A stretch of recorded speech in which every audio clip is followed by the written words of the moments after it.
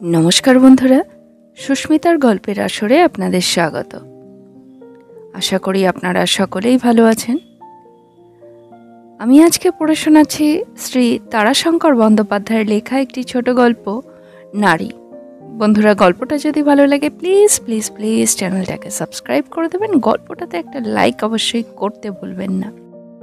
Subscribe एबं लाइकेर जोन्नो आपनादेर असंख्य धन्यवाद। तो चलुन शुरू करी आजकेर गल्प। ताराशंकर बंदोपाध्यायेर लेखा नारी। डाक्तारखानार सामने एकखाना टैक्सी एसे दाड़ालो। शब्द करे धोঁয়া छेड़े बंध हये गेल इंजिन। डाक्तार प्रेसक्रिप्शन लिखते लिखते मुख तुललेन। ओई इंजिन बंध करार शब्देई डाक्तार बुझलेन डाक्तारखानाते केउ एलो मोटरे करे। युद्धेर बाजारे पेट्रोल रेशन एवं मोटरेर दुष्प्राप्यताय मोटर एसे थामले औत्सुक्य एकटू हय बइकि। विशेषज्ञ बड़ बड़ डाक्तार जारा 32, 64, 100 जादेर फी तादेर दरजार कथा स्वतंत्र, किन्तु माझारी ख्यातिसम्पन्न डाक्तार 8 टाका जार बाड़ीते फिस ए बाजारे जारा मोटरे चढ़े आसेन तार दरजाय ना एसे तारा तो ताके बाड़ीतेई डाकते पारेन। आर एकटू बिस्मित हलेन डाक्तार, एका एकटी मेये नामछे। डाक्तार पर मुहूर्ते आबार चोख नामिये प्रेसक्रिप्शन लिखते आरम्भ करलेन। डाक्तारेर काछे लोकेर आसा जाওয়ার भंगिटा विचित्र। रोग एवं विशेषत रोगीर विषये डाक्तारदेर मन प्राय निर्बाणेर कोठाबाड़ीर सीढ़िर माथाय एसे पौঁছেছে। विस्मयও নাই, औत्सुक्যও নাই। रोगी आसे, डाक्तार देखें टेम्पारेचार, हार्ट, लांग्स, जीभ, पेट कयेकटा प्रश्न करें, प्रेसक्रिप्शन लेखें, कि खाबे बोले दें। तारपर आरेकजनके बोलें, आपनार कि? आड़ष्ट मुखे बोल टेने लोकटी बोले, असह्य बेदना। बेदना तो बटे, कोथाय? लोकटी मुख उঁচু करे सामनेर एकटी मात्र दाँतेर काछे आंगुल निये गिये बोले, दाँत। गोटा तबर्गटाई उच्चारण करते गेले दाँतेर संगे जीभेर स्पर्श प्रयोजन, ताई जीभके तालु पर्यन्त एने सन्तर्पणे द के ड एवं त के ट बोले काज सारेन। डाक्तार बोलेन, डेंटिस्टेर काछे जान। तारपर बोलेन, नाड़ुन तो देखी एकबार आंगुले करे। आंगुल दिए दाँत नाड़ते नाड़ते भद्रलोक हूँ हूँ करे ओठेन। डाक्तार बोलेन, प्रफुल्ल, दाँत तोलार যন্ত্রটা दाओ तो। शिउरे ओठेन भद्रलोक, ना ना। तबे एलेन केन आमार काछे? एकटू कोकेन। दिच्छी, हाँ करुन। आरेकटू हाँ। एमन करे हाथ देबेन ना, हाथ छड़ान। ब्यास हये गेछे। जल दिए कुल्लू करुन, दाँत फेले दिन, धरुन। ऐ तुम्हारा क्या? आ? पेट में बहुत दर्द, पाका ना जाच्छे बाबू, ज्वर भी हयेछे। देखी, उतरो, गाয়ের কাপড়া उतरो।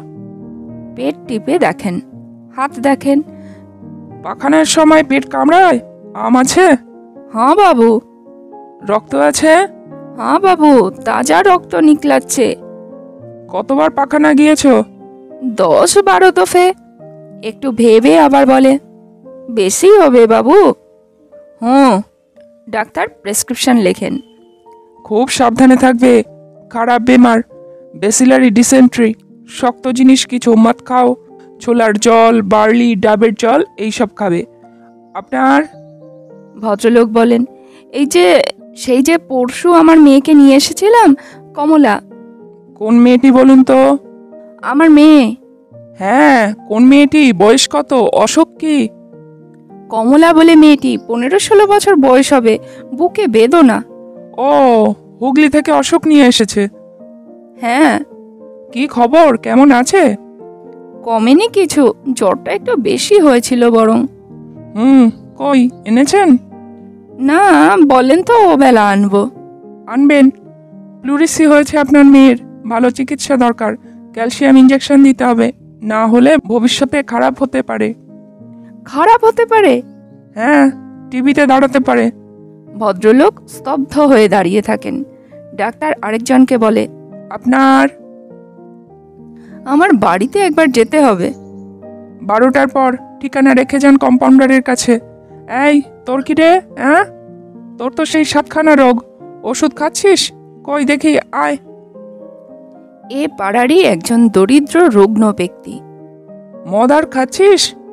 আগে আগে না। ডাক্তার চোখের পাতা টেনে দেখলেন, লিভার টিপলেন। লাগে? বেশ কাতর মুখভঙ্গি করে ও লোকটি বললে, আগে আগের চেয়ে কম। ওষুধ নিয়ে যা, মদ খেলে কিন্তু বাঁচবি না তুই। প্রেসক্রিপশন লিখতে বসলেন ডাক্তার। ঠিক এই সময়ে ট্যাক্সিটা এসে দাঁড়ালো। ডাক্তার একবার চোখ তুলে দেখলেন, একটি মেয়ে নামলো একা। বিস্ময়ে মুহূর্তের জন্য ডাক্তারের ললাটে প্রশ্নের কটি রেখা জেগে উঠল। তারপরই তিনি আবার প্রেসক্রিপশনে মন দিলেন। মেয়েটি এসে পরিচিতের মতো সপ্রতিভভাবে মেয়েদের জন্য নির্দিষ্ট কাঠের পাটাতন দিয়ে ঘেরা ঘরটার মধ্যে ঢুকে বসল। অল্প বয়সী, লম্বা গড়ন, মেয়েটির আবির্ভাবে রোগীর দলও একটু উৎসুক, এমনকি খানিকটা প্রফুল্ল হয়ে উঠল যেন। কচি কলাপাতা রঙের শাড়ির প্রতিচ্ছটার আভায় তাদের চোখে যেন প্রসন্নতা এনে দিল খানিকটা। ডাক্তার আরেকজনকে জিজ্ঞাসা করলেন, আপনার? সে বললে, ভদ্রমহিলাটিকে আগে দেখে নিন, ট্যাক্সিটা দাঁড়িয়ে আছে। ডাক্তার বললেন, সেই ভালো। চেম্বারে ঢুকে ডাক্তার বললেন, আপনার কি?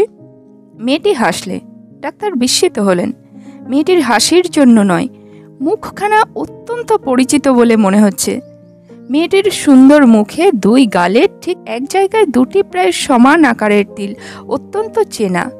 মেয়েটি বললে, রোগী দেখা শেষ করুন, আমার খানিকটা সময় লাগবে। ডাক্তার সবিস্ময়ে মেয়েটির দিকে চেয়েই দাঁড়িয়েছিলেন। মেয়েটি বললে, চিনতে পারছেন না আমাকে? ঠিক মনে হচ্ছে না। আপনি? আমি আপনি নয়, আমি তুমি। যান, রোগীদের আগে বিদায় করুন। ডাক্তার অত্যন্ত বিস্মিত হয়ে বেরিয়ে এলেন।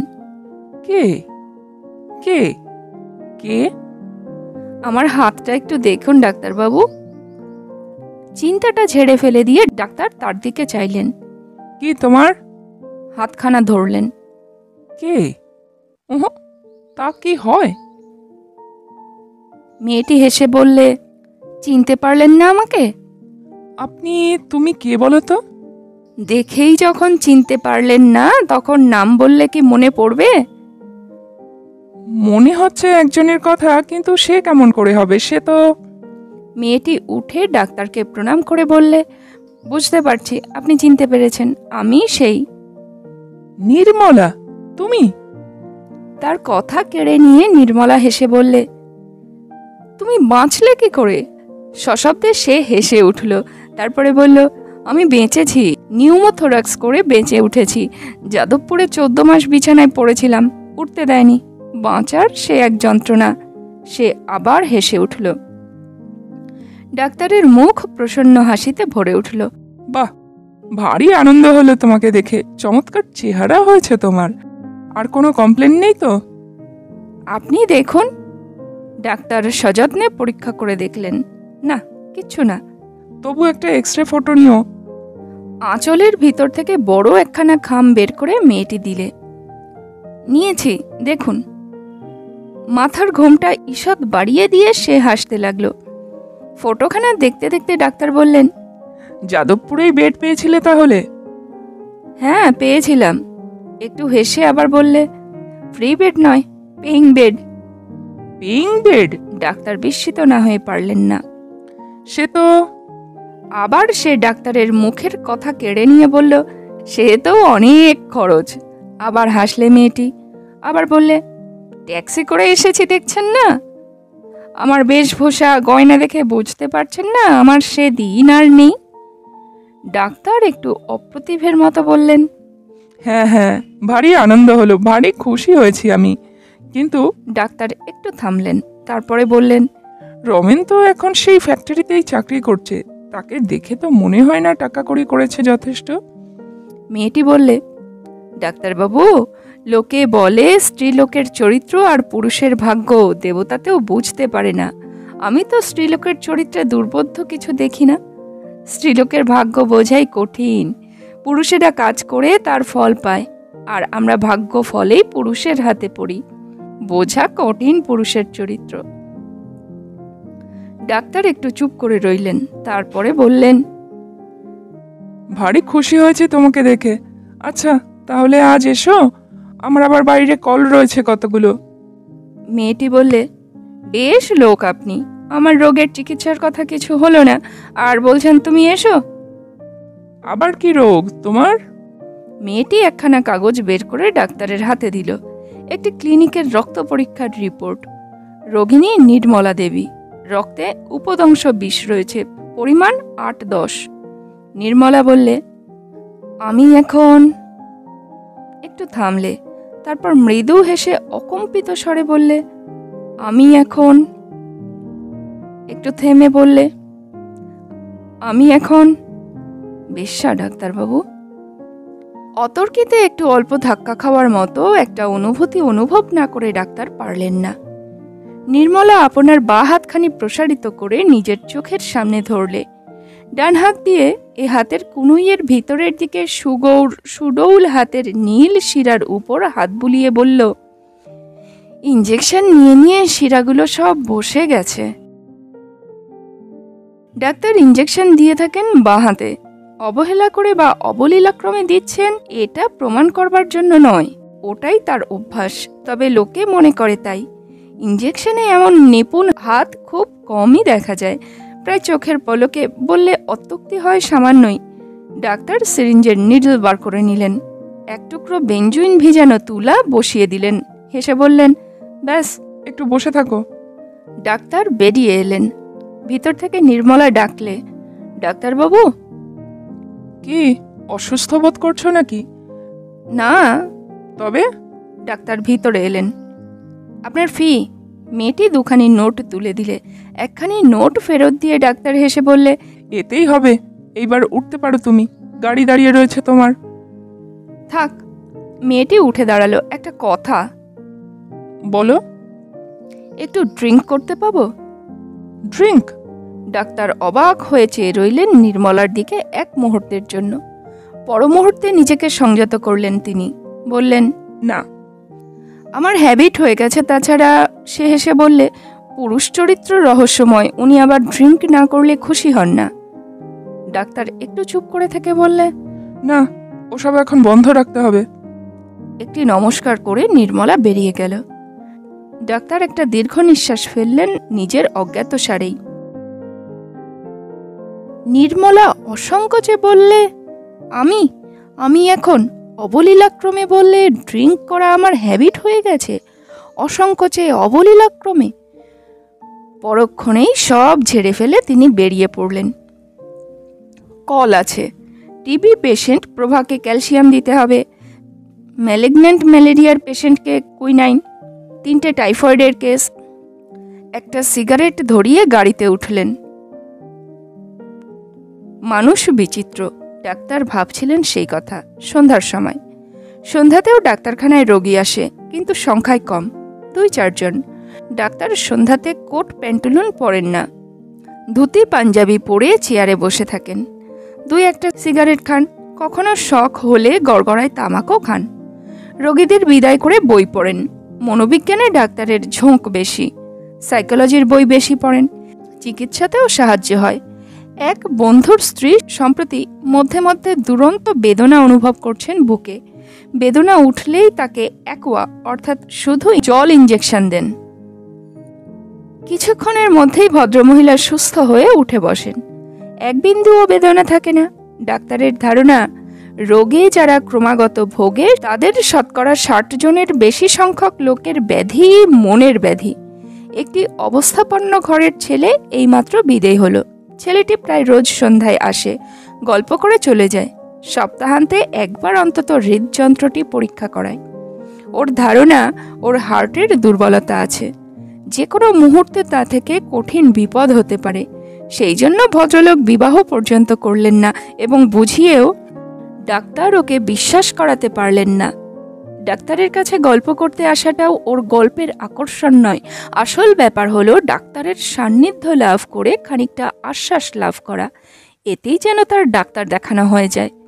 লোকটি চলে যেতেই ডাক্তার হাতের বইখানা খুলে বসলেন।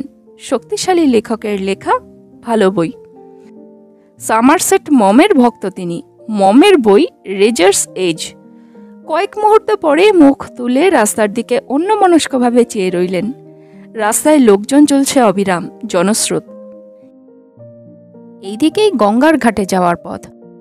লোকে ইলিশ মাছ হাতে নিয়ে আসছে ঘাট থেকে। পুণ্যলোভী মেয়েরা অনেকে এই রাত্রেও গঙ্গা স্নান করতে আসছে। বোধহয় কোনো পার্বণ আছে আজ। সেজে গুজে অনেক মেয়ে গঙ্গার ধারে হাওয়া খেয়েও ফিরছে। দু চারটি চতুরা দেহ ব্যবসায়িনী সঞ্চারমান শিখার মতো অনুসারী পতঙ্গ পিছনে নিয়ে আসছে। সামনেই একটা গলি, সেই গলিতেই ঢুকে যাচ্ছে। ঢুকবার সময় এদের একটা বিশেষ ভঙ্গিতে পিছনে ফিরে যাওয়ার অভ্যাস আছে, যেন ঝাপটা মেরে চকিতে ফিরে পিছনের দিকে চেয়ে দেখে নেয়। বোধহয় অনুসরণকারীকেও দেখে নেয় এবং অভয় দিয়ে আহ্বান জানায়। মনে পড়ে গেল নির্মলাকে। তার কথাগুলো কানের কাছে বেজে উঠল যেন। আমি এখন বেশ্যা ডাক্তারবাবু। সেই মেয়ে। সুদীর্ঘ 8 মাস ধরে তিনি তার চিকিৎসা করেছিলেন। একদিন মাত্র কথা বলেছিল, মাত্র একদিন। একটা কেস ডাক্তারদের অদ্ভুতভাবে মনে থাকে। বিচিত্র রোগের ধরন, বিচিত্র ধরনের রোগী, বিচিত্র ধরনের রোগীর বাড়ি, এগুলো মনে রেখাপাত করাই স্বাভাবিক। কিন্তু এক্ষেত্রে তার কোনোটাই এমন কিছু বিচিত্র ছিল না। শুধু রোগিণী ওই নির্মলা মেয়েটির মধ্যে ছিল শান্ত স্বভাবের, শান্ত ভাবের এবং সহনশীলতার মাত্রাতিরিক্ত, কি বলবো, বৈচিত্র্য। হ্যাঁ, বৈচিত্র্য বলাই ভালো। ডাক্তার মধ্যে মধ্যে বিস্মিত হতেন, মনে মনে প্রশংসা করতেন। বছর 3 হবে, যুদ্ধের প্রথম অবস্থা সেটা। 1941 সাল। মনে আছে ডাক্তারের। 3 বছর আগে সকালে এলো একজন অল্প বয়সী ভদ্রলোক, সুদর্শন চেহারার একটি তরুণ। 25-26 বছরের বেশি বয়স হবে না। রোগীর ভিড় রয়েছে। সে টেবিলের ওপাশটা ধরে দাঁড়িয়ে বলল, ডাক্তারবাবু, আপনাকে একবার আমাদের বাড়ি আসতে হবে। ডাক্তার তার মুখের দিকে তাকালেন। ভদ্রলোকের মুখে চোখে উদ্বেগের আকুলতা দেখতে পেলেন। ডাক্তার কিছু বলবার আগেই সে আবার বললে, এক্ষুনি আসতে হবে, একবার দয়া করে, দয়া করে, খুব আর্জেন্ট। কি কেস? আর্জেন্ট বলছেন? কেসটা কি?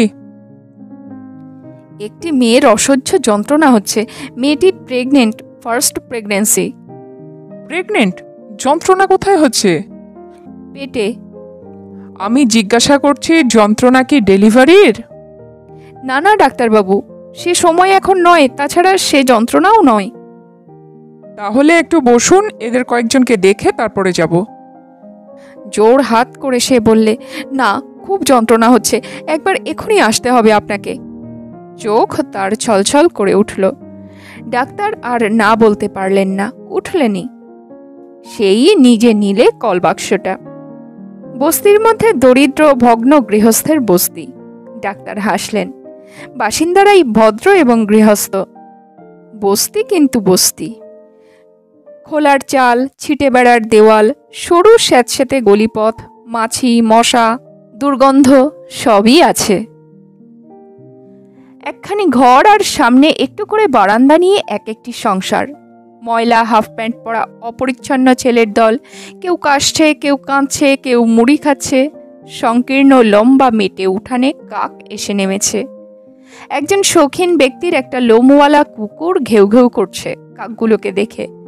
উঠানের পাশে ঘেরা দেওয়া একটা স্নান করবার এবং বাসন মাজবার জায়গা, তার মধ্যে সনাতন পাতকুয়ো, কলেরা, টাইফয়েড প্রভৃতি সংক্রামক রোগের ইনকিউবেটর এসে জমে ওইখানে, মুহূর্তে মুহূর্তে বাড়ে।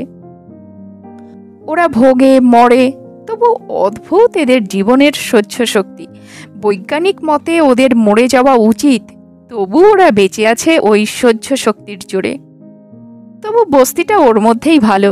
বারান্দা, মেঝে সিমেন্ট করা, সিমেন্টের সঙ্গে লাল রং মিশিয়ে বস্তি বাসিন্দাদের, যাদের কিছুমাত্র গোপন শৌখিন রুচি আছে, তাদের সেই রুচিকে আকর্ষণ করবার চেষ্টা আছে বস্তির মালিকের।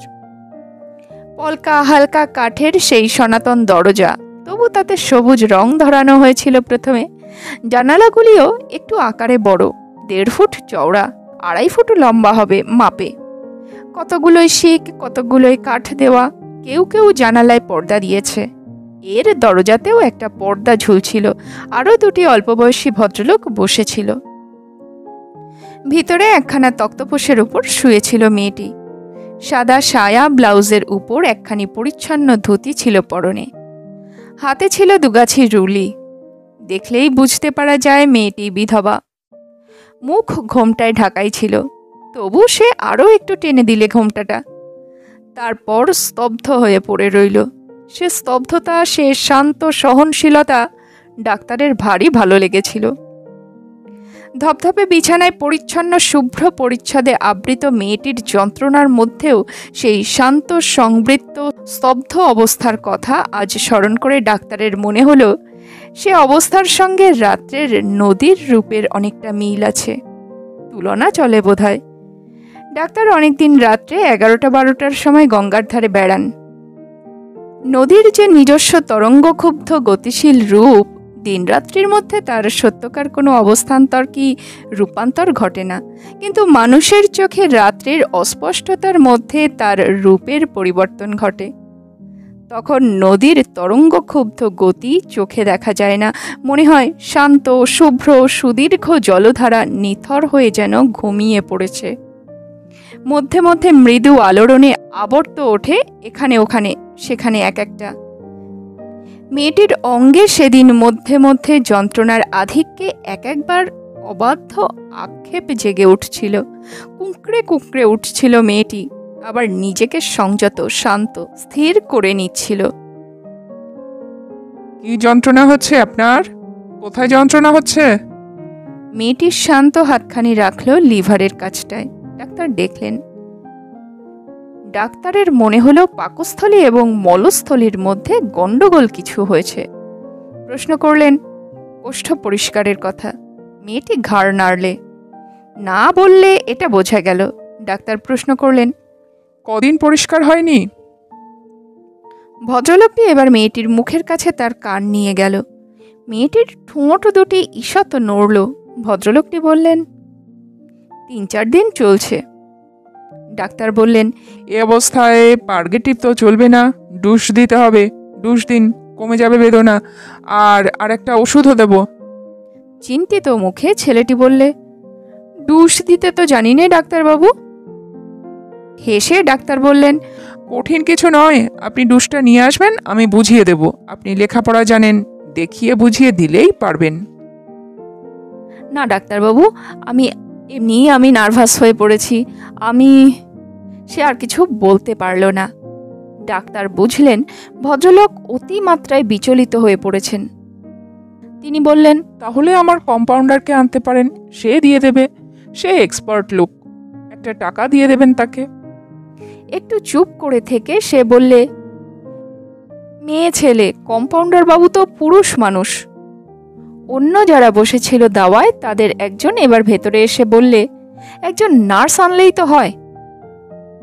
হ্যাঁ হ্যাঁ, কাছাকাছি নার্স কোথায় পাওয়া যাবে ডাক্তারবাবু? ডাক্তার বললেন আসুন, আমি চিঠি দিয়ে দেবো একখানা। এই তো বড় রাস্তার চৌমাথাটার ওপরেই একটা নার্সদের আড্ডা আছে। আজ ডাক্তার সে কথা মনে করে একটু হাসলেন। সেদিন কিন্তু হাসেননি, মন তার খুশিতে ভরে উঠেছিল। রোগী দেখতে গিয়ে সর্বপ্রথম তার চোখে পড়ে রোগীর পরিবারের মনোভাব। কোথাও দেখা যায় রোগীর প্রতি ঘরের মানুষের নিদারুণ উদাসীনতা। অবহেলিত অবজ্ঞাত রোগী পড়ে থাকে। মাথার গোড়ায় এক গ্লাস জল কোথাও থাকে, কোথাও তাও থাকে না। কোথাও কোথাও এই নিষ্করুণ অবহেলা এমন নিষ্ঠুরভাবে আত্মপ্রকাশ করতে দেখেছেন ডাক্তার যে আজ তাও মনে অক্ষয় হয়ে আছে তার। ভাবলে শিউরে ওঠেন তিনি। চাকরদের ক্ষেত্রে অবশ্য এমনটা প্রায়ই ঘটে। ডাক্তার সেগুলো ধরেনি না। আত্মীয় স্বজনদের আপনার জনের বেলায় এই অবহেলা অধিকাংশ ক্ষেত্রে দেখা যায় বিধবা মেয়েদের রোগ সজ্জায়। আবার দেখা যায় রোগীর জন্য সমগ্র পরিবারের সে কি ব্যাকুলতা। সকল স্বাচ্ছন্দ্য বিধানের জন্য প্রতিটি মানুষ ব্যগ্রতায় সস্নেহ চোখে চেয়ে আছে রোগীর মুখের দিকে। তারা যেন সকল কষ্ট, সকল উপসর্গ, সকল রোগ আপনাদের হাত দিয়ে, বুক দিয়ে, দৃষ্টি দিয়ে মুছে নিতে চায়। অবশ্য অবৈজ্ঞানিক মনোভাবের জন্য অনেক ক্ষেত্রে তারা গণ্ডগোল ঘটায়। তবুও এমন ক্ষেত্রে তার চিকিৎসকের মনও প্রসন্ন হয়ে ওঠে। বর্তমান ক্ষেত্রে বৈজ্ঞানিক শিক্ষার অভাব থাকলেও এদের সে অভাব বোধ সম্বন্ধে সচেতনতা ছিল। ছেলেটির নার্স আনার প্রস্তাবে অত্যন্ত খুশি হয়েছিলেন তিনি। ছেলেটি তার সঙ্গে আসতে আসতে বলেছিল, কিছু কি কঠিন দেখলেন ডাক্তারবাবু? না না না, ডুস দিলেই সেরে যাবে, সামান্য ব্যাপার। গাঢ় কণ্ঠে ছেলেটি বলেছিল, আমি ছাড়া ওর আর কেউ নাই ডাক্তারবাবু। বিধবা মেয়ে, ওই একটা সন্তান হয়ে যদি বাঁচে তবে জীবনে হয়তো সুখী হবে। একটা মেয়ে হয়েছিল নির্মলার। ডাক্তারের মুখে বিচিত্র হাসি দেখা দিল। ডাক্তারবাবু, ডাক্তারবাবু!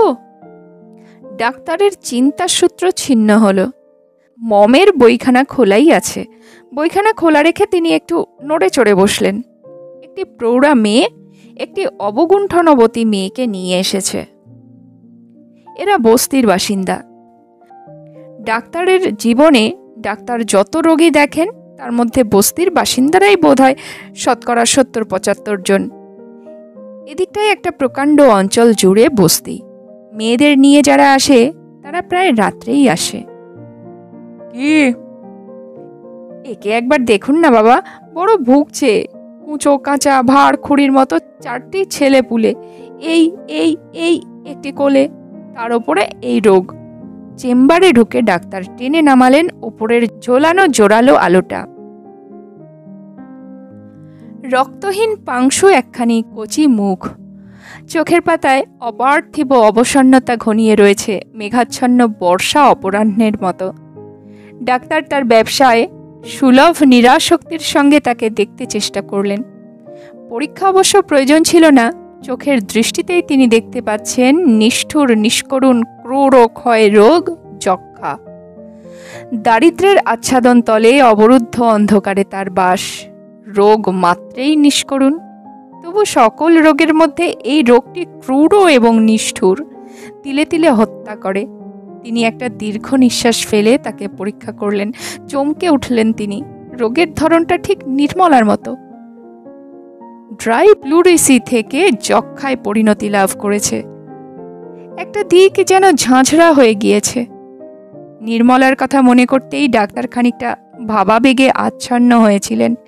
নিজের ব্যবসায় সুলভ নিরাসক্তিকে কিছুতেই সজাগ করে তুলতে পারলেন না। চোখে তার জল এসে গেল। সঙ্গিনী প্রৌঢ়া বললেন, ডাক্তারবাবু। দ্রুত চিন্তার স্রোত বয়ে গেল ডাক্তারের মনের মধ্যে। দরিদ্র গৃহস্থ ঘরের বধূ, 4টি সন্তানের জননী, বাঁচতে হয়তো পারে নিউমোথোরাক্স করলে। নির্মলা বেঁচেছে। আজকে 2 বছর, সোয়া 2 বছর আগে,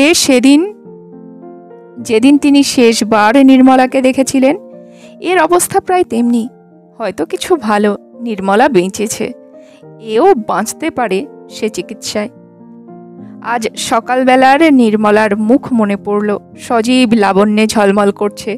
এক্সরের ফটোটা চোখের সামনে ভেসে উঠল। ডাক্তার শিউরে উঠলেন সঙ্গে সঙ্গে। কানের পাশে বেজে উঠল, আমি এখন। আবার বেজে উঠল, ড্রিঙ্ক একটু, ওটা আমার হ্যাবিট হয়ে গিয়েছে।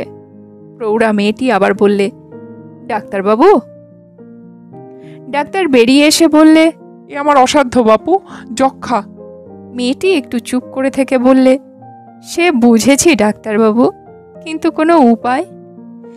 ডাক্তার বললে, হাসপাতালে অনেক অনেক খরচ, উপায় আমার জানা নেই বাপু। ঠিক নির্মলার মতো রোগের ধরনটা অদ্ভুত সাদৃশ্য আছে। প্রথম দিন ধরতে পারেননি ডাক্তার। মেয়েটিও যন্ত্রণার সঠিক স্থান নির্দেশ করতে পারেনি। রাত্রে আবার সেই ছেলেটি এলো। অপরিসীম উদ্বেগ ছিল তার মুখে। ডাক্তারবাবু।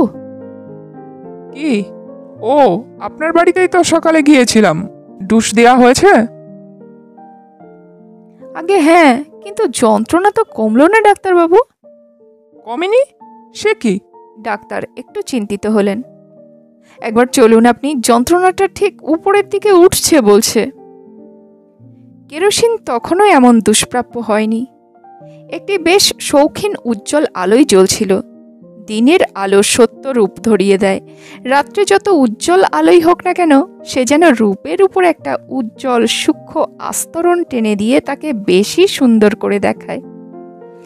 রাত্রের নদীর উপর জ্যোৎস্না এবং পাতলা কুয়াশা পড়েছিল বলে মনে হয়, তেমনি ধপধপে পরিচ্ছন্ন মহিমায় আবৃত হয়ে সেদিন তেমনই নিথরভাবে পড়েছিল। এখন সে দেখালে ব্যথাটা বগলের প্রায় নিচেই, জ্বর বেশ একটু হয়েছে। ডাক্তার ধীরভাবে পরীক্ষা করলেন, অনেকক্ষণ ধরে পরীক্ষা করলেন। প্লুরিসি ধরা পড়ল এবার। ডাক্তারবাবু, ডাক্তার বললেন, প্লুরিসি হয়েছে, ভালো চিকিৎসার প্রয়োজন, ক্যালসিয়াম ইঞ্জেকশন দিতে হবে, ভালো খাদ্যের প্রয়োজন। যা দরকার হয় করুন। আপনি বলুন কি পথ্য দিতে হবে, আজ থেকেই আরম্ভ করুন ইঞ্জেকশন। প্রায় সমারোহ করে চিকিৎসা শুরু হলো। ডাক্তার যেতেন, মাথার গোড়ায় টেবিলে দেখতেন ফল সাজানো রয়েছে, দামি পেটেন্ট ওষুধ। মেয়েটি স্তব্ধভাবে শুয়ে থাকত, মুখের খানিকটা দেখা যেত, একটা তিল কালো রঙের ফুলের মতো ফুটে থাকতো গালের উপর। দীর্ঘকাল ধরে ডাক্তারের ধারণা ছিল গালে তিল ওর একটা। নীরবে হাতখানি বাড়িয়ে দিত। ডাক্তার রবারের নলটা বেঁধে টানতেন বাহুর উপরে, ইঞ্জেকশন দিতেন। এতটুকু স্পন্দন কি চাঞ্চল্য দেখা যেত না।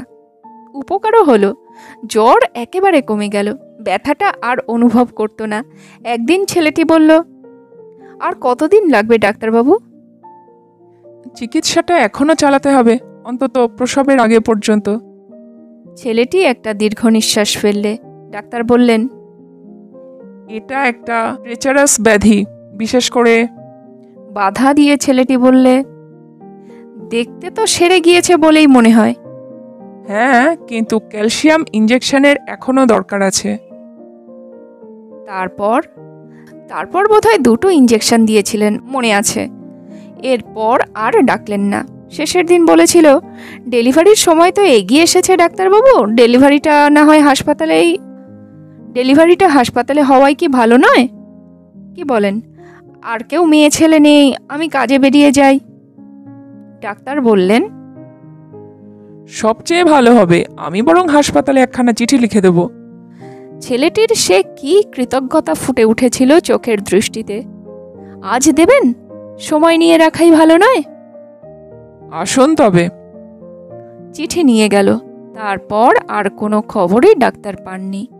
ইঞ্জেকশন দেবার নির্দিষ্ট দিনে ডাক্তার অপেক্ষা করছিলেন। প্লুরিসির পিছনে ক্ষয়রোগের কঙ্কালসার তীক্ষ্ণ নখর যে হাতখানা মেয়েটির দিকে প্রসারিত হয়ে আসছিল, তাকে তিনি হাত গুটোতে বাধ্য করেছিলেন। তিনি স্পষ্ট চোখে দেখতে পেতেন হাতখানা সংকুচিত করে সরিয়ে নিচ্ছে সে। দ্বন্দ্বযুদ্ধে জয়ের আনন্দ অনুভব করেন তিনি এসব ক্ষেত্রে। শুধু তাই নয়, যাকে উপলক্ষ করে এ দ্বন্দ্ব বাঁধে, এমন জয়ের ক্ষেত্রে সেই শরণাগত জনটিকেও বড় ভালো লাগে।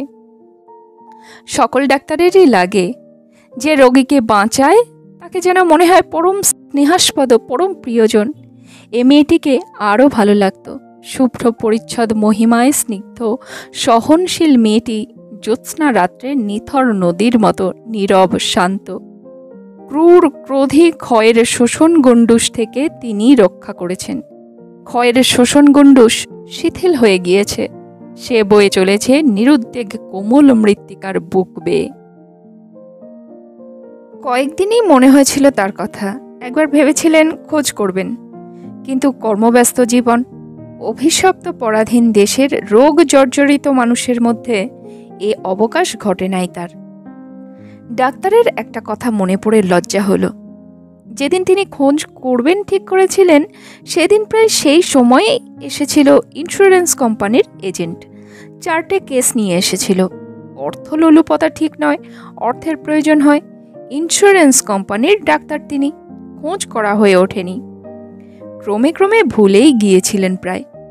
অনুরূপ দুঃখীর রোগক্লিষ্ট জীবনের সঙ্গে নিত্য পরিচয় হয়ে চলেছে। প্রত্যেকের দুঃখ দেখে মনে হয় এর চেয়ে দুঃখ আর কারও বেশি নয়। নিরাশক্তির বর্মের মধ্যে হৃদয়কে ঢেকে চলেন ডাক্তার। মাস 2 পর হঠাৎ একদিন এলো সেই অল্প বয়সী ভদ্রলোক। ঠিক প্রথম দিনের মতো টেবিলের ওপাশ ধরে দাঁড়ালো। মনে হলো তেমনি উদ্বেগে কাতর। ডাক্তার তাকে দেখবা মাত্রই চিনলেন। সঙ্গে সঙ্গে মনের চোখে ভেসে উঠল ধপধপে বিছানায় শুয়ে আছে পরিচ্ছন্ন শুভ্র পরিচ্ছদ পরিহিত একটি শান্ত স্তব্ধ মেয়ে। ডাক্তার প্রশ্ন করলেন, কি খবর মশাই? একবার যেতে হবে ডাক্তারবাবু। কেন? মেয়েটি আছে কেমন? ভালো নেই। দিন 20 হলো ডেলিভারি হয়েছে, আবার সেই কমপ্লেন। এবার জ্বরও বেশি, ব্যথাও বেশি।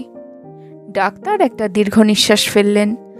কারণ, কার্য, ফল সবই তিনি বুঝতে পারলেন। বললেন, দিন 20 ডেলিভারি হয়েছে, তা ডেলিভারির আগে হঠাৎ চিকিৎসাটা বন্ধ করলেন কেন? মাথা নিচু করে ছেলেটি টেবিলের কোণটা নখ দিয়ে খুঁড়তে আরম্ভ করল। একটু পরে বললে, বেশ সেরে উঠল। 2-3টে ইঞ্জেকশনের দিন চলে গেল, দেখলাম ভালোই রয়েছে, ভাবলাম সেরে গেছে।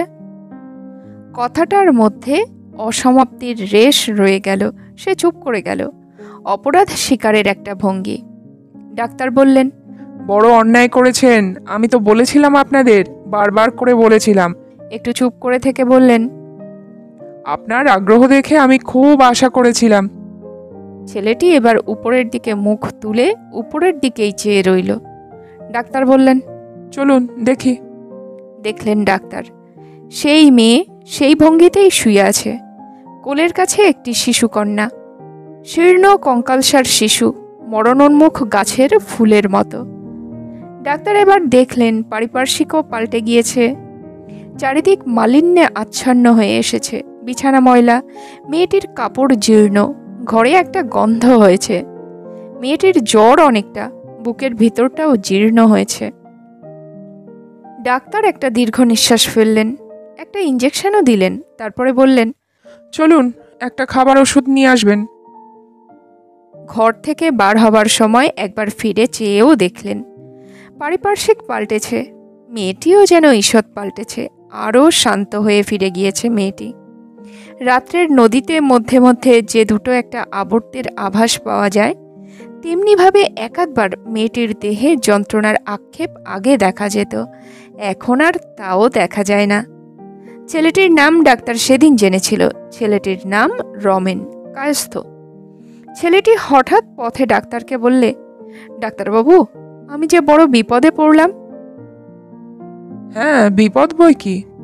একটু চুপ করে থেকে সে অকস্মাৎ বললে, মেয়েটি আমার সত্যিকারের কেউ নয় ডাক্তারবাবু। চমকে উঠলেন ডাক্তার। কেউ নয়? না। বস্তি অঞ্চলের পথ, সেই পথে চলতে চলতে সে বললে, আর ডাক্তার শুনে গেলেন। একটি ভুলের জন্য আমার এই বিপদ, ও আমার কেউ নয়। মেয়েটি 15-16 বছর বয়সে বিধবা হয়েছিল। ছেলেটির বাপ তাকে দেশ থেকে এনেছিলেন রুগ্না স্ত্রীর সাহায্য করতে। ছেলেটির বাপ মধ্যবিত্ত অবস্থার চাকুরে। ছেলেটি চাকরি করে ফ্যাক্টরিতে। নাম রমেন। সে বিবাহ করেনি। বাড়িতে রুগ্না মা ছাড়া আর কোনো মেয়ে ছেলে নাই। ওই মেয়েটি ছিল তাদের সংসারের সব। বড় ভালো মেয়ে, শান্ত স্বভাব, মিষ্ট কথা, স্নিগ্ধ দৃষ্টি, বড় ভালো লেগেছিল রমেনের। তারপর রমেন চুপ করলে। ডাক্তার কোনো প্রশ্নই করলেন না। রাস্তাটা ছিল প্রায় জনহীন। 2-1 লোক যারা চলেছিল তাদের খালি পা। ডাক্তার এবং রমেনের জুতোর শব্দ বেজে চলেছিল। একটু পর রমেন বললে, তারপর যা হবার হলো। মেয়েটির সন্তান সম্ভবা হলো। উপায়ন্তর না পেয়ে ওকে লুকিয়ে এখানে রাখলাম। আমি অবশ্য বাড়িতেই রইলাম, এখনো আছি। বাড়িতে জানলে ও কোথায় চলে গেছে। আমি ওকে এখানে এনে রাখলাম। সন্ধ্যায় আসতাম, 10টা-11টায় বাড়ি যেতাম। ইচ্ছে ছিল যখন আমার হাতেই ওর এই অবস্থা, তখন আজীবন আমি রাখবো ওকে। সন্তান হলে তাকে প্রতিপালনও করব, না হয় বিয়ে থাওয়াও করব না আমি। আবার সে চুপ করলে। আবার শুধু বাজতে লাগলো জুতোর শব্দ। কিছুক্ষণ পর রমেন আবার পুনরায় আরম্ভ করলে, কিন্তু এতটা ভাবতে পারিনি।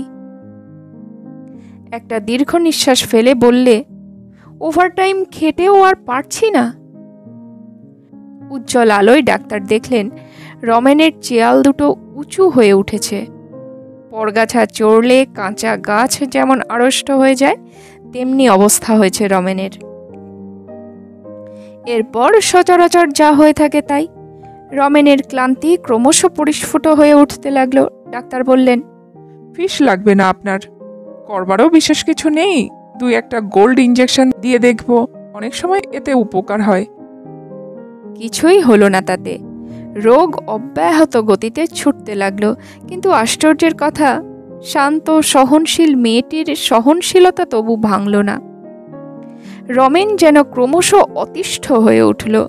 ডাক্তারও পীড়া বোধ করলেন। সেদিন এসে সে বললে, ডাক্তারবাবু, একটা সার্টিফিকেট দিতে হবে। চমকে উঠলেন ডাক্তারবাবু।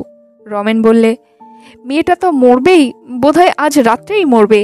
সে রাত্রে আপনাকে কোথায় পাবো? মেয়েটা অবশ্য নির্মলা নয়, শিশুকন্যাটি। শিশুটাও শুকিয়ে আসছিল, তার উপর হয়েছিল জ্বর। বাঁচবে না এ কথা ডাক্তারই বলে এসেছিলেন, কিন্তু তবু তিনি চমকে উঠলেন, বিরক্ত হয়ে উঠলেন, শঙ্কিত হলেন, সন্দিগ্ধ হলেন। রমেনের চোখে মরিয়া মানুষের দৃষ্টি ফুটে উঠেছে। তিনি রূঢ়স্বরে বললেন, না। মেয়েটা মরল 2 দিন পরে, দিনেই মরেছিল। তারপর একদিন এলো রমেন। তার নিজেরও ব্যাধি হয়েছে, যৌন ব্যাধি।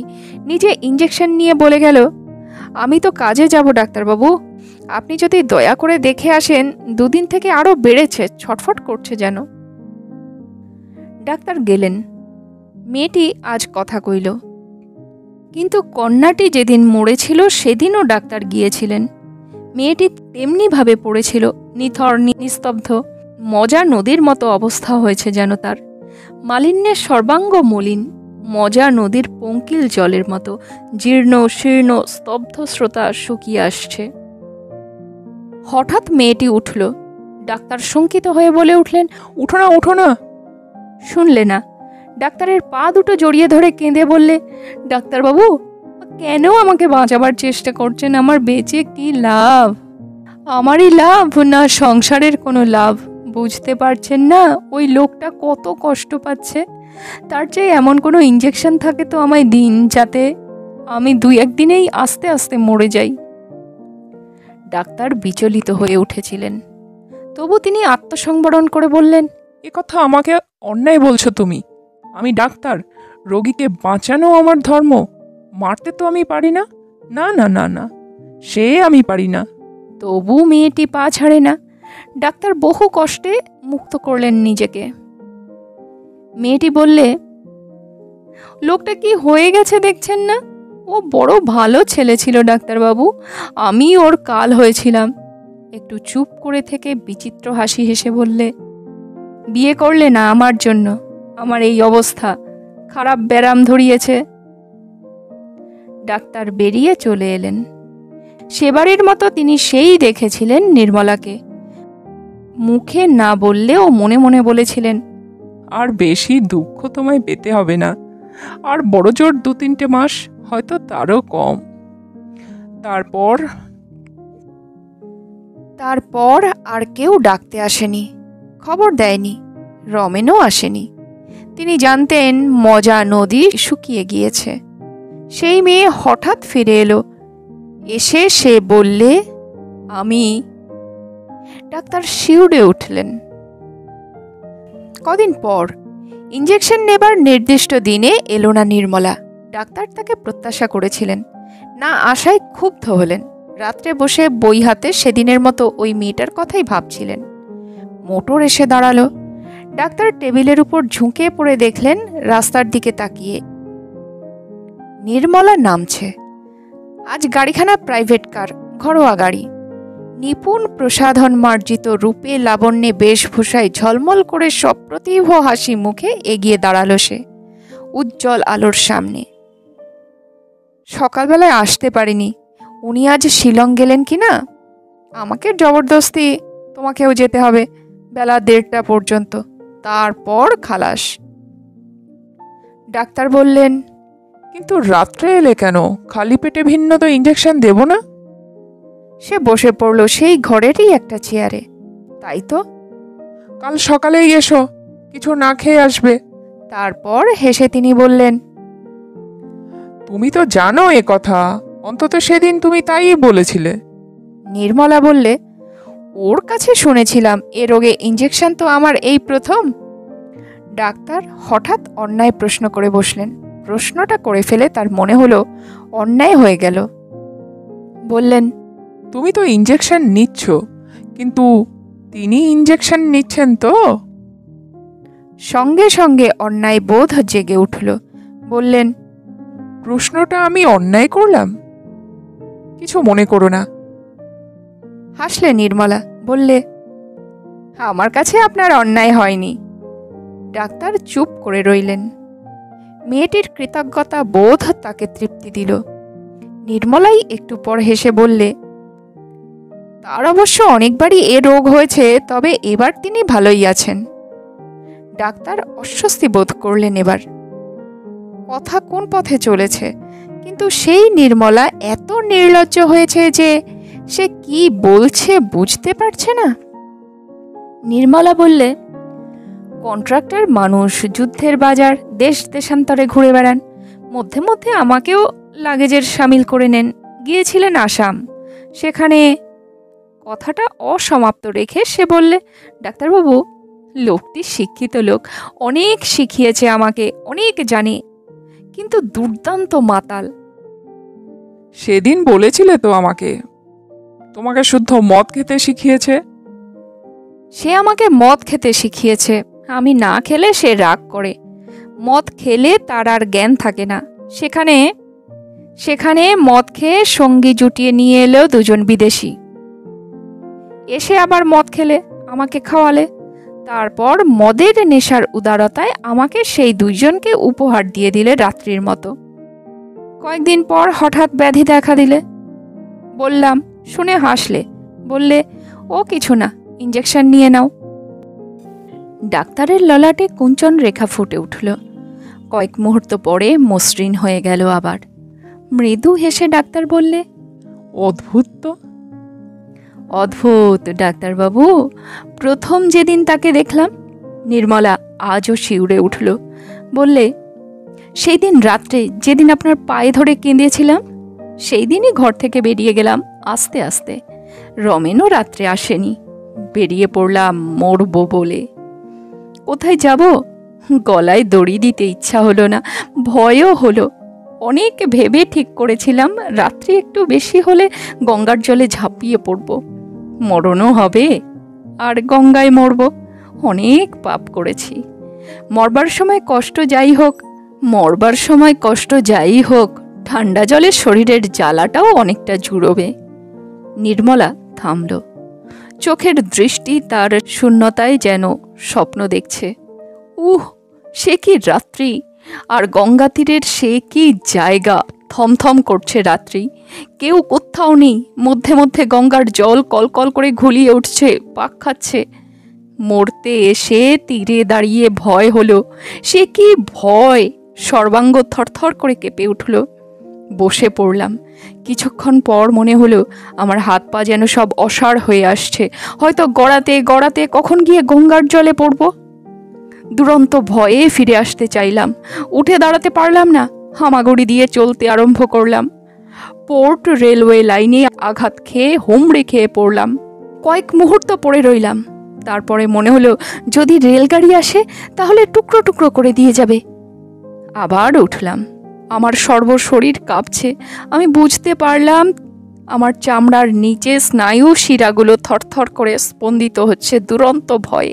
প্রাণপণ চেষ্টায় হামাগুড়ি দিয়েই সেই রেল লাইন পার হয়ে চিতপুরের রাস্তায় এসে পড়লাম।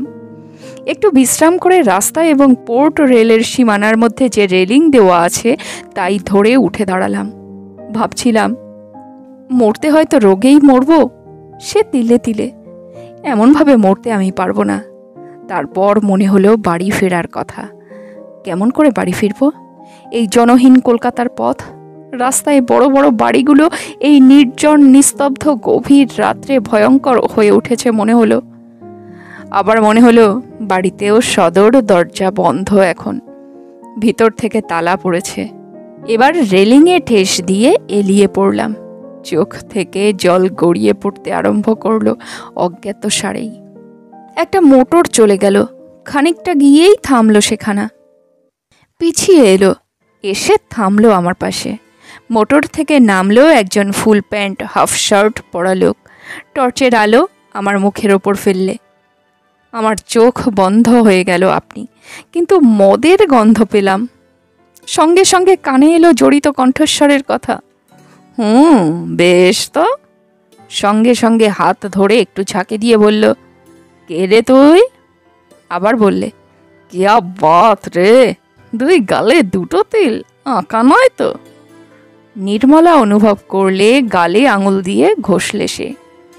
তারপর কানে এলো, না আঁকা তো নয়। কে রে তুই? কে তুই? এখানে এত রাত্রে থাকিস কোথায়? অনেক কষ্টে নির্মলা বললে, আমি আমি মরব বলে। হেসে উঠল লোকটা। সেই জন্যই কথা শেষ হলো না তার। তারপর সে তাকে টেনে নিয়ে বললে, আয়।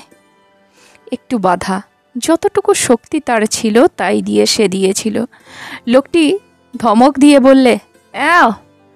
ধমক দিয়ে টেনে তুললে সে গাড়িতে। গাড়িটা আবার ফেরালে। খালের পুল পার হয়ে গাড়ি ছুটল। তাকে এনে তুললে একটা বাগান বাড়িতে, সাজানো ঘর, একটা সোফার উপর ফেলে দিলে। ঘরের সবকটা আলো জ্বেলে দিলে। নির্মলা ঘোমটা টেনে দিয়েছিল, সেটা টেনে খুলে ফেললে। কিছুক্ষণ দেখলে। ঘরের আলমারিতেই মদ ছিল, বার করলে, নিজে খেলে, নির্মলাকে বললে, খাবি? নির্মলা কেঁদে উঠল, সে হাসলে। তারপর সেই দিনের আলোর মতো আলোর মধ্যেই শিউরে উঠল নির্মলা। তারপর আবার হাসলে, বললে, মদ খেলে জানোয়ার ছাড়া আর তো কিছু সে নয়, পশু। স্তম্ভিত হয়ে গেলেন ডাক্তার। নির্মলা বললে, ওটা তার বাগান বাড়ি, প্রচুর টাকা করেছে। সেদিন আমাকে 10 টাকার একখানা নোট দিয়ে বাগান থেকে বার করে দিলে। তখন আমার নিরুপায় অবস্থা, কি করব, কেমন করে ফিরব, কোন মুখেই বা ফিরব? শরীরেও তখন অসহ্য যন্ত্রণা। নির্মলা থামলে, একটু হাসলে, বললে, যন্ত্রণা আমি সহ্য করতে পারি, কিন্তু হাঁটবার ক্ষমতা তো চাই।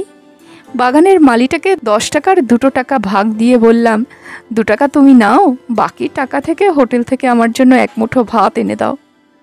আর আমাকে একটু আশ্রয় দিতে হবে, আমার জ্বর, একটু সুস্থ হলেই চলে যাব। চলে আসতে পারিনি। সে রাত্রে আবার এলো। আমি শুয়েছিলাম মালির ঘরের বারান্দায়। হঠাৎ টর্চের আলো এসে পড়ল। সে এসে দাঁড়ালো, মদের গন্ধ পেলাম। তারপর হাসতে লাগলো নির্মলা, বললে, মদ খেলেই সে জানোয়ার। বাঘে শুনেছি শিকারের মাংস পচিয়ে খায়। একটু থেমে বললে, পরের দিন আর তাড়িয়ে দিল না। সকালে বসে আমার সব কথা শুনলে। তারপর ডাক্তার ডাকলে। আমি বলেছিলাম আপনার কথা, সে ঠোঁট বেঁকালো। তারপর ডাকলে একজন বড় ডাক্তারকে, টিবি স্পেশালিস্ট। ডাক্তার বললে, হাসপাতালে দিয়ে নিউমোথোরাক্স করাতে পারেন, সেরে যেতে পারে। একটা লাংস ঠিক আছে এখনো। 14 মাস পড়ে রইলাম হাসপাতালে। সে কি সমারোহ ডাক্তারবাবু! তারপর এনে রেখেছে একটা খুব ভালো ফ্ল্যাটে ভাড়া করে, কিন্তু এখনও সেই বাগান বাড়ি আছে। সেখানে হই হই করতে যায় মাঝে মধ্যে। মদ খেয়ে অনেক সময় আমাকে ভালো লাগে না, তখন খোঁজে কুৎসিত মেয়ে, দরিদ্র মেয়ে, রুগ্ন মেয়ে। ডাক্তার শিউরে উঠলেন, বললেন, বলো কি?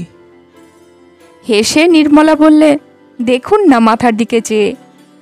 চুলে তেল দেবার হুকুম নেই, চকচকে চুল তার ভালো লাগে না। বলে কি জানেন? বলে, ভালো লাগা আর নেশা লাগা দুটো পৃথক জিনিস।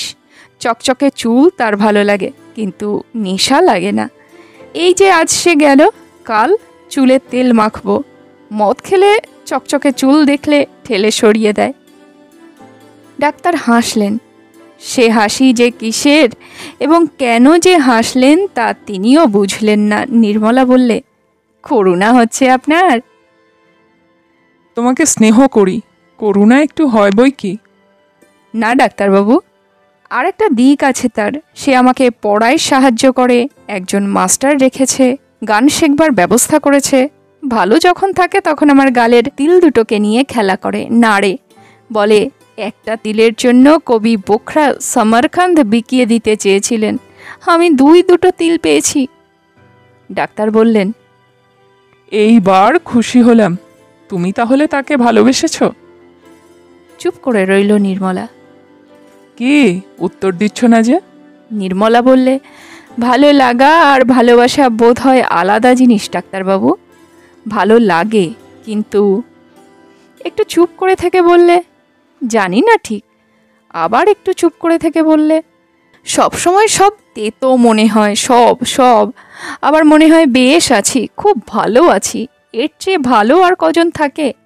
অনেকের বউয়ের স্বামীও তো মদ খায়, চরিত্রহীন হয়। মনস্তত্ত্ব বাতিকগ্রস্ত ডাক্তার উৎসুক উদ্গ্রীব হয়ে উঠেছিলেন। তারও নেশা লেগেছে। একটু ঝুঁকে টেবিলের উপর কুনুই রেখে বললেন, একটা কথা জিজ্ঞেস করব?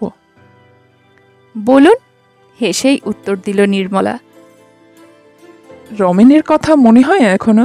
তাকে নির্মলা ডাক্তারের মুখের কথাটা কেড়ে নিয়েই বলল, তাকে ভালোবাসি কিনা জিজ্ঞাসা করছেন? ঠোঁটে তার মৃদু হাসি ফুটে উঠল। বললে, হ্যাঁ বললে খুশি হন বোধ হয়। ডাক্তার হেসে বললেন, কেন? নির্মলা যা জবাব দিলে সে শুনে ডাক্তার অবাক হয়ে গেল।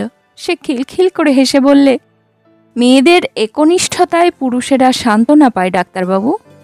মনে হয় আমাকে ভালোবাসলে একনিষ্ঠ হয়েই ভালোবাসবে। ডাক্তার তার মুখের দিকে চেয়ে বললেন, এ কথা তোমায় শেখালো কে? এই লোকটি। অনেকক্ষণ দুজনে চুপ করে রইলেন। মেয়েটি হঠাৎ বললে, রমেনের উপর কোনো আকর্ষণ সত্যিই আমার নেই। একটু থেমে আবার বললে, তার উপর কোনো ঘৃণাও নেই, বরং সেও আমার জন্য অনেক করেছে, অনেক সয়েছে। রমেনের টাকা থাকলে সেও হয়তো হাসপাতালে খরচ করে আমার জন্য এমন চিকিৎসাই করাতো। নির্মলা একটু আকস্মিকভাবেই উঠে চলে গেল। ডাক্তার আবার চুপ করে রইলেন। কিছুক্ষণ পর ডাক্তারের মনে হলো, মানুষের জীবনটা তরল পদার্থ। এরপর কদিন পরে এলো নির্মলা, ইঞ্জেকশন নিলে। তারপর আর সে এলো না। ডাক্তার ভেবেছিলেন নির্মলা এরপর তার নিজের অসুখে তাকেই কল দেবে। সেই লোকটিকে দেখবার একটা প্রবল ইচ্ছা ছিল ডাক্তারের, কিন্তু আর তার খবর পেলেন না। ডাক্তার নিজের ব্যবসা নিয়ে চলেছেন। টাইফয়েড, কলেরা, টিবি, ইনফ্লুয়েঞ্জা, এছাড়া উদ্ভট অদ্ভুত কত ব্যাধি। রোগীর পর রোগী আসে, কত মনে থাকে, কত ভুলে যান। যাদের কিছুদিন মনে থাকে, কিছুদিন পর তাদের ভোলেন। আবার কতজন নতুন রোগী, মনে থাকে কিছুদিন, শুধু দুই একজনের কথা কিছুতেই ভোলা যায় না। প্রভা বলে জেলেদের মেয়েটিকে টিবি থেকে বাঁচিয়েছেন। নরেনবাবুকে কলেরা থেকে বাঁচিয়েছেন। সে বাঁচা আশ্চর্য, তাকে মনে আছে। কালী ঠাকুরের পূজারীকে মনে আছে, সে বেঁচেছে টাইফয়েড থেকে। নির্মলাকেও মাঝে মধ্যে মনে হয়। বৎসর দেড়েক পর আজ হঠাৎ ডাক্তার একটা টেলিফোন পেলেন। একটি বড় হাসপাতালের থেকে টেলিফোন করে জানালে, আপনাকে একবার আসতে হবে। আমাকে? কেন? একটি মেয়ে, আমাদের এখানকারই একটি নার্স, বিষ খেয়েছে, বাঁচবে না। আপনাকে আপনাকে আপনার সঙ্গে একবার দেখা করতে চায়। বিস্মিত হলেন ডাক্তার। কে? নার্সদের অনেককেই তো জানেন, কিন্তু এ কে? কে বিষ খেলে? বিষ খেয়েই বা কে নার্স তার সঙ্গে দেখা করতে চাইবে? তবুও তিনি গেলেন। ডাক্তার অবাক হয়ে গেলেন। ধপধপে বিছানায় শুভ্র পরিচ্ছদ আবৃত মেয়েটি পড়ে আছে, রাত্রের নদীর মতো। মধ্যে মধ্যে আক্ষেপে দেহ সংকুচিত হচ্ছে, যেন রাত্রের নদীতে আবর্ত উঠেছে।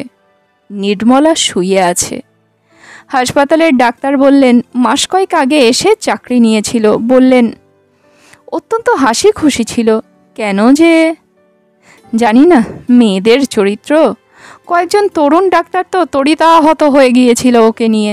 মেয়েটির অভ্যাস ছিল খেলা করবার। আপনি চেনেন? চিনি, কিন্তু ও যে নার্স হয়েছিল তা তো জানি না। একসময় ও আমার পেশেন্ট ছিল, টিবি হয়েছিল। তাই নাকি? হ্যাঁ। দেখুন কি বলতে চায়। অবশ্য হাসলেন ডাক্তার। এ ডাক্তারও জানেন জ্ঞান আর হবে না, জ্ঞান আর হলো না। বিচক্ষণ বৈজ্ঞানিক দৃষ্টি ভ্রান্ত প্রায়ই হয় না। ডাক্তার পেলেন একখানা চিঠি। তাকেই লিখেছিল নির্মলা। সুদীর্ঘ চিঠি, অনেক কথা, অনেক ঘটনা। হঠাৎ নির্মলার মন তিক্ত হয়ে ওঠে। সে নিষ্কৃতি খুঁজছিল। ঠিক এমনি সময় কন্ট্রাক্টর ভদ্রলোককে গভর্নমেন্ট অ্যারেস্ট করলেন। কয়েক লক্ষ টাকা প্রবঞ্চনা করার অভিযোগ। নির্মলা বেঁচে গেল। সে অনেক ভাবলে। লিখেছে, আপনার সেদিনের কথা মনে হয়েছিল ডাক্তারবাবু। ভেবে দেখেছিলাম রমেনকে ভালোবাসি কিনা। আমার হাতে তখন অনেক টাকা। সে ভদ্রলোক গহনায় টাকায় আমাকে দিয়েছিল অনেক। আমি স্বচ্ছন্দে রমেনকে নিয়ে সুখে থাকতে পারতাম, কিন্তু ঠিক বুঝেছিলাম তাকে ভালোবেসে আমি সুখী হতে পারবো না। একবার ভেবেছিলাম টাকা নিয়ে তীর্থধর্ম করব, ভালো লাগেনি। একবার ভেবেছিলাম সিনেমায় নামবো, প্রায় ঠিক করেও ফেলেছিলাম। তারপরে সেও বাদ দিলাম। তারপর নার্সিং শিখতে ইচ্ছা হলো, খুব ভালো লাগলো। মনে হলো এই যেন চাইছিলাম। কিছু তো চায় মানুষ জীবনে। মনে হয়েছিল রমেনকে আশ্রয় করে প্রথমে যা পাইনি, এই লোককে আশ্রয় করে টাকায় গয়নায় পড়ায় গানে যা পাইনি, এইবার এই নার্সিংয়ের মধ্যে পাবো। প্রথম প্রথম মনেও তাই হতো। পেয়েছি নিজের পরিশ্রমে উপার্জন করে, তাই থেকে দিন চালাতাম। সে ভদ্রলোকের দেওয়া টাকা ব্যাংকে মজুত রেখেছিলাম, হাত দিইনি। দিতে ইচ্ছা হতো না। হয়তো বলবেন নারী চায় পুরুষকে। এক্ষেত্রে তুমি সেই ভুল করেছিলে। না, তরুণ ডাক্তারেরা গুঞ্জন করতো চারিপাশে। প্রথম বেশ ছিলাম, মনে হয়েছিল সব পেয়েছি। তারপর ক্রমশ এর রঙও ফিকে হয়ে গেল। আর ভালো লাগতো না। অত্যন্ত তেতো হতে আরম্ভ হলো সব। কদিন থেকে রাত্রে ফের মদ খেতে শুরু করেছি। মদের সঙ্গেই বিষ মিশিয়ে খাবো। বেঁচে কি লাভ? ভালো লাগছে না। কি চেয়েছিলাম বুঝতেই পারলাম না। বোধহয় ডাক্তারবাবু, মানুষ তা বুঝতে পারে না, হঠাৎ পেয়ে যায়। পেলে বুঝতে পারে কি চেয়েছিল। বিষ খাবার পরিকল্পনায় বেশ আনন্দ পাচ্ছি ডাক্তারবাবু। পুনষ্ট লিখেছে সে। আমার টাকাগুলো আছে ব্যাংকে, সেগুলোর ট্রাস্টই করেছি আপনাকে। উকিল আপনাকে জানাবে যথাসময়। মেয়েদের কোনো কিছুতে দিয়ে দেবেন। ডাক্তার স্তব্ধ হয়ে বসে রইলেন। কি চেয়েছিল নির্মলা? সংসার, সন্তান। কিন্তু কোনো পুরুষের আশ্রয় তো তার ভালো লাগেনি। কি চেয়েছিল? অন্য কাউকে চেয়েছিল? ডাক্তার হঠাৎ অত্যন্ত বেদনা বোধ করলেন। হয়তো তাকে। ভক্তি থেকে বলে তো বিজ্ঞানে। হঠাৎ মনে হলো তার কানের কাছে নির্মলা খিলখিল করে হাসছে, বলছে, পুরুষের মনে হয় আমাকে ভালোবাসলেও তো। লজ্জিত হলেন ডাক্তার। কমলা বলে মেয়েটি, প্লুরিসির রোগী। তাকে নিয়ে এলো তার বাপ। ডাক্তার উঠে বসলেন। বিজয়, ক্যালসিয়াম। বাহ, বেশ সারছে মেয়েটি, বাহ। বিজয় দেরি করে, বড্ড দেরি করে। ডাক্তারকে বসে থাকতে হলো নিষ্ক্রিয় হয়ে। কি চেয়েছিল নির্মলা?